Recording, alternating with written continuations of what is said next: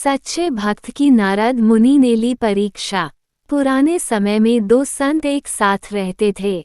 दोनों की भक्ति का तरीका अलग अलग था। एक संत दिन भर तपस्या और मंत्र जाप करते रहता था, जबकि दूसरा संत रोज सुबह शाम पहले भगवान को भोग लगाता और फिर खुद भोजन करता था। एक दिन दोनों के बीच झगड़ा होने लगा कि बड़ा संत कौन है। इस दौरान वहां नारद मुनि पहुंच गए।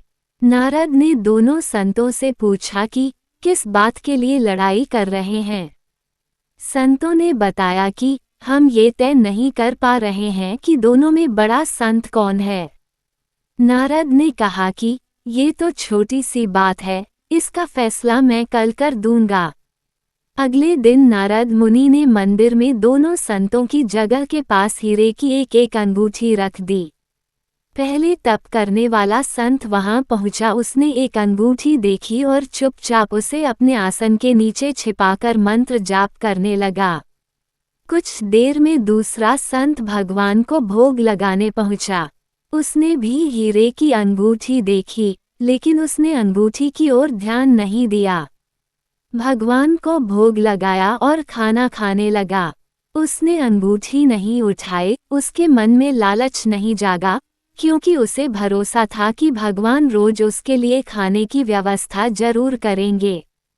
कुछ देर बाद वहां नारद जी आ गए। दोनों संतों ने पूछा कि अब आप बताएं कि हम दोनों में बड़ा संत कौन है।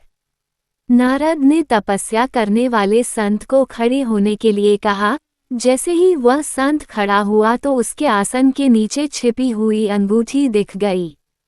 नारद मुनि ने उससे कहा कि तुम दोनों में भोग लगाकर खाना खाने वाला संत बड़ा है।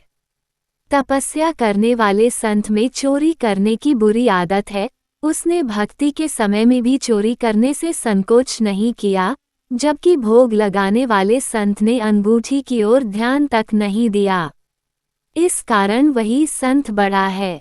जो लोग भक्ति करते हैं, उन्हें सभी बुराइयों का त्याग कर देना चाहिए। भक्ति करते समय मन शांत रहना चाहिए और सभी तरह की बुरे विचारों से बचना चाहिए।